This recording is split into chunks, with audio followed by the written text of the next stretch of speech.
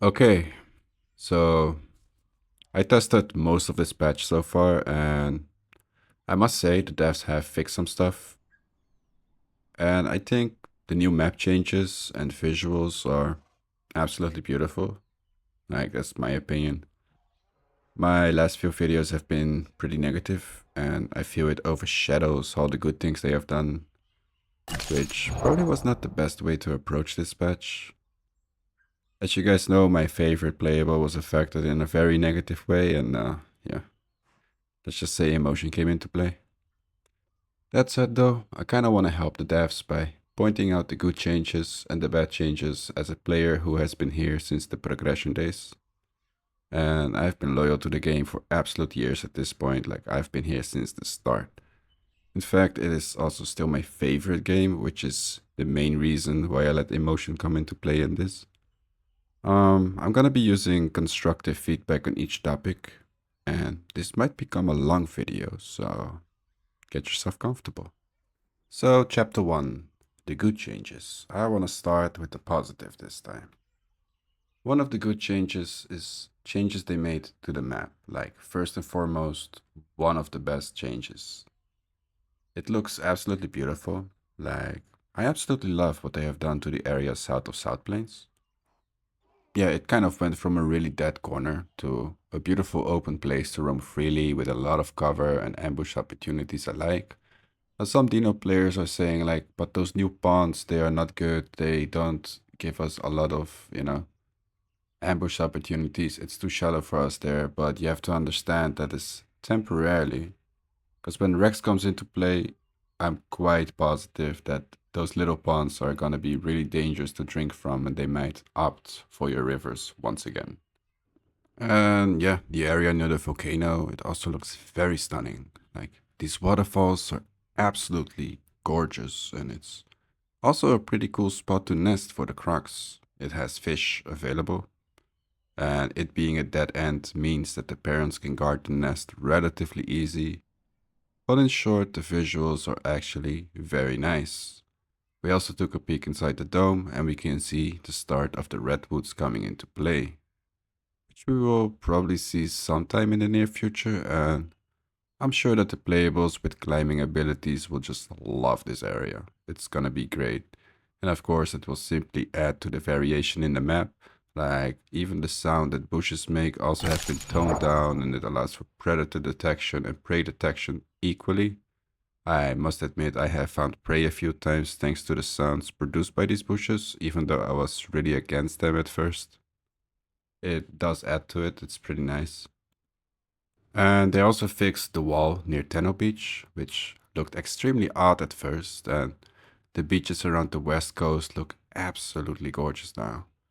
Power swing being fixed is also a huge plus, and something we've been asking for a long time, so I'm really glad they put in the work to fix that. Like, really good job on that.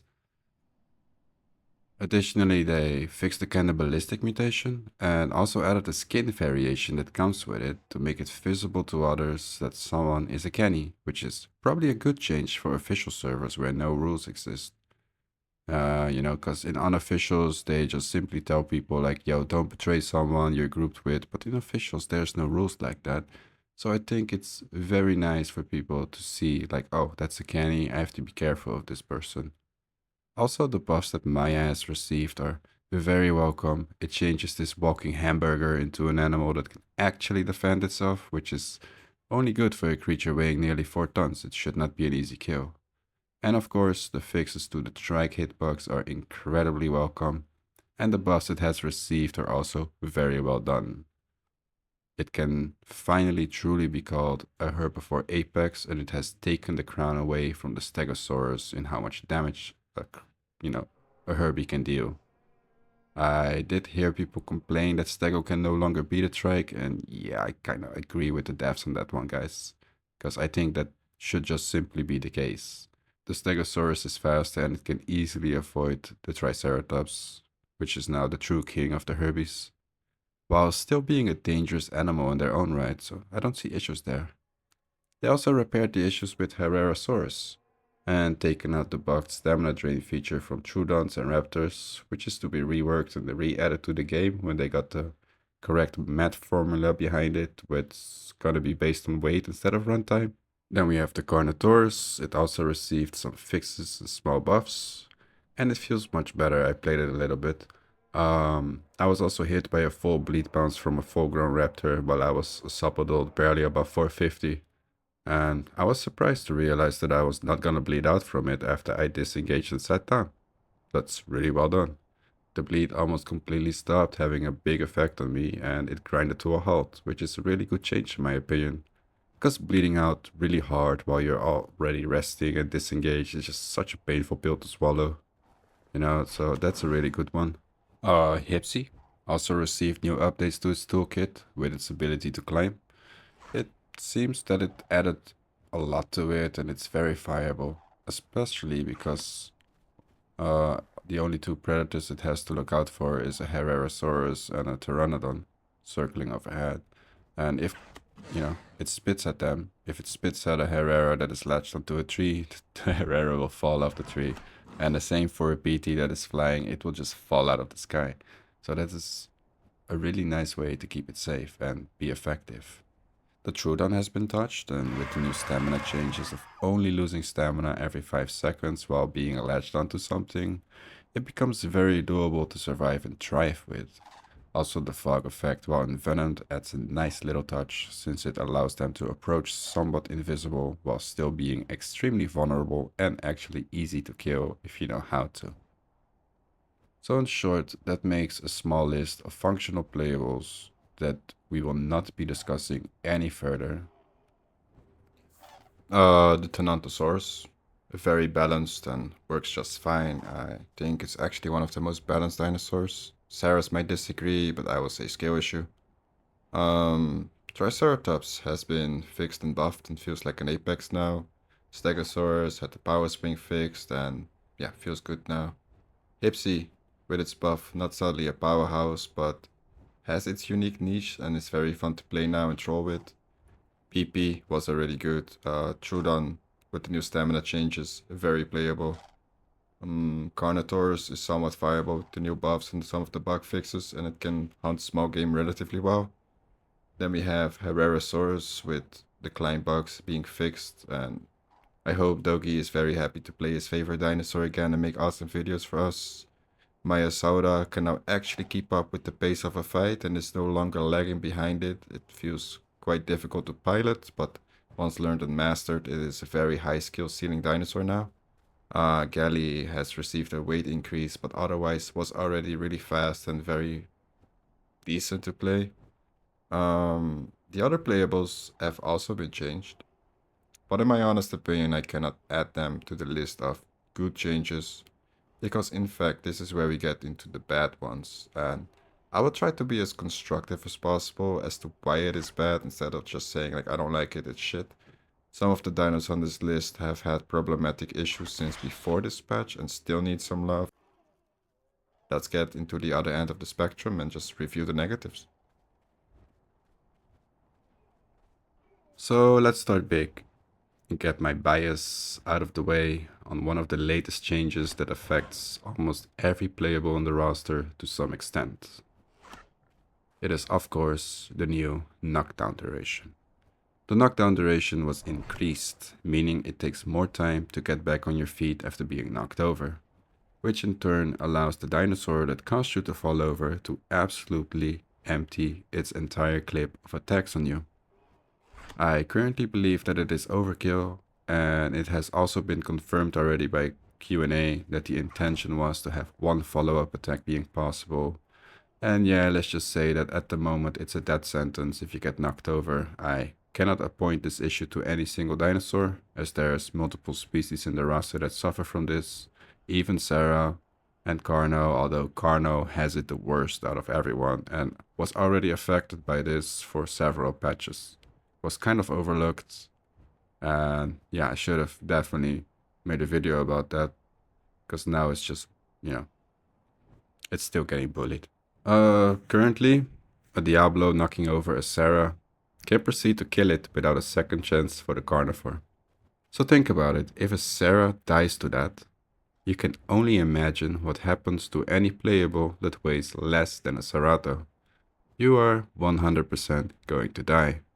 Be it a Tenno kick or a small galley knocking over a Juvie Raptor, you will die.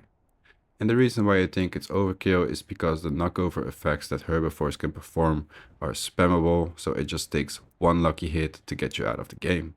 In short, the way I see it, as a carnivore, you will have to play perfect or you are dead on one single mistake.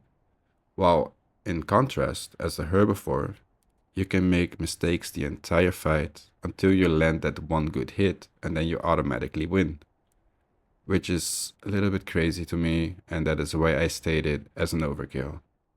Another change I think is bad for the game, although I'm gonna be honest, I'm pretty sure this is just bugged out as hell, is the changes they made to the AI in the map.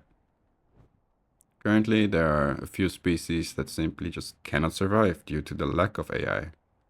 Deinosuchus being a prime example, and additionally, pteranodons can survive thanks to turtles and crabs, but equally have no access to fish at the moment. An issue that will most likely be fixed, and I only added it to the list to be having a complete list of things. But don't worry, this one is getting fixed 100%. I trust the devs on that. Alright, let's get into playables. Things that are broken or otherwise, in my own opinion, could have been done better or have shortcomings. Let's start big. Ceratosaurus. I think the recent nerf to Cera was actually a buff in disguise because right now this thing is more oppressive than ever before.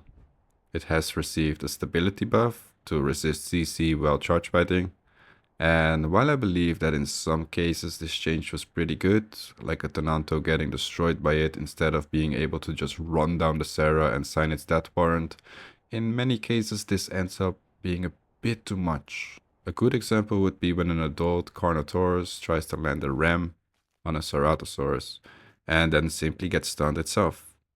This change, in my opinion, has to be taken out ASAP. We can solve the original situation that caused this buff in the first place much simpler. Simply make Ceratosaurus 1 kilometer per hour faster than a Thanatosaurus when not charge biting. So you fix the issue at its core, because that was the big problem with Sarah, that Tenno could run it down. Just fix that and it's fine. Other than that, I still believe that the instant vomit should be changed into applying the vomit sickness without instantly vomiting. But I'll admit that is my own bias. However, that stability buff, take the shit off. It's way too strong. Then next on the list we have Deinosuchus. Apart from suffering from the AI bug at the moment, there's another big issue that needs to be solved entirely.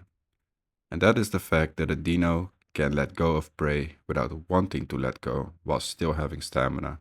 It just glitches out and the grab lets go of prey and your element of surprise is entirely ruined. This simple glitch leads to missing an ambush, which can ultimately lead into starvation and a horrible experience for the Dino player, who is then probably raging behind the screen that the game doesn't fucking work. Who can blame them at that point, you know? Oh boy, and then we have my boy, the Raptor. It suffers greatly from the knockdown overkill that affects multiple playables, but there's an old issue that simply has never been solved, and that is the bite cooldown. We used to be able to bite much faster, but when a cooldown was introduced to stop hackers from spam biting 100 times in 1 second, the raptor kinda got fucked by the way the animation works and has to completely play out, cause the raptor was one of the first dinosaurs and that animation was just never polished, and now it has to completely play out, and that got never fixed.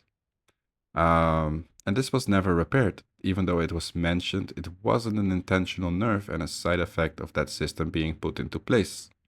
Additionally, the bounce glitches out and needs to be fixed, where you latch on and detach suddenly, or end up T-posing on a creature while everyone else sees you spacing out in a field on mushrooms or something, and this often leads to dying. Also, I noticed that when bouncing on the back slot, most trees cannot dismount you, and fair is fair, that is equally broken and it should 100% knock a raptor off. As bucking isn't that reliable in most cases, it does work, but the RNG and the drain to stamina can sometimes make for some insane situations. And next on the list we have Dilophosaurus, which is still very powerful and should have its clone damage toned down to a percentage of its bite force, in my honest opinion. But sadly, today we are not going to be talking about that. So I'll have to put my bias aside and be fair about it. Today I want to highlight a bug the Dilo has in this patch where it cannot bite at all after being pounced, and it just becomes a free kill, which is the other end of the spectrum.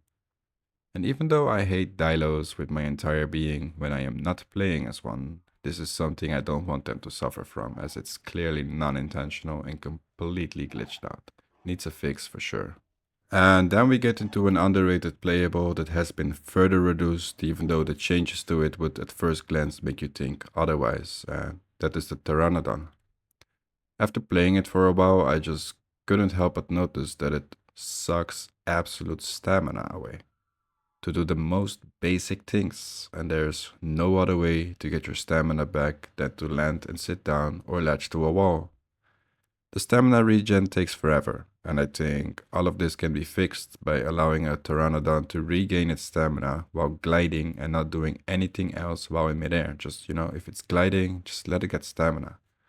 And I also think that the stamina regenerate is very important, and it should be equal to the regen rate for standing still.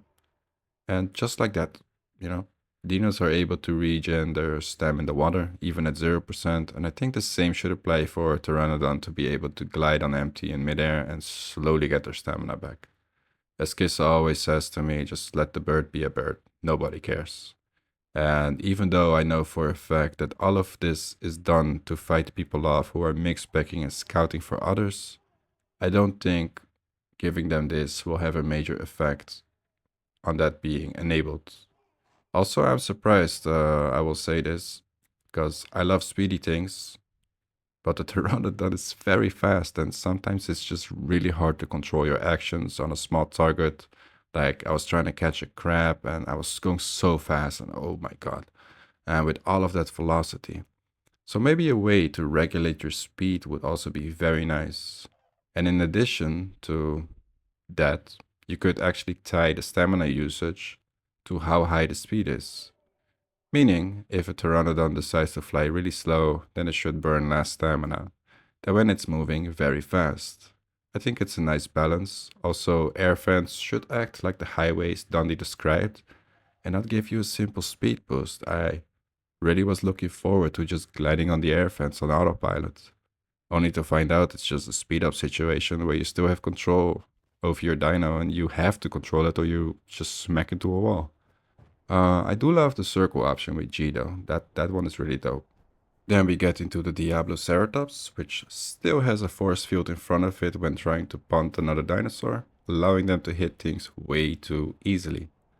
And when we add these things to the mix, some hits become really weird and odd to look at. And that is literally all for Diablo. Just get rid of that force field in front of it, fine tune that hitbox. Then we get into Becky, which still has the bug when bunking uphill, where it has a lingering hitbox. Now, if we combine this bug with the nerf to recovery after being knocked over, it truly can allow for a proper moment of rage where someone just casually decides that the game is shit and starts to post negative reviews on Steam because of it. And yeah, just fix that. Now, if there is something I missed, please post a comment down below to point it out. Who knows, maybe the devs will actually binge through this video and check out the comment section to see more issues. Of course, I also recommend posting bugs you find in the bug report. They actually do check those out.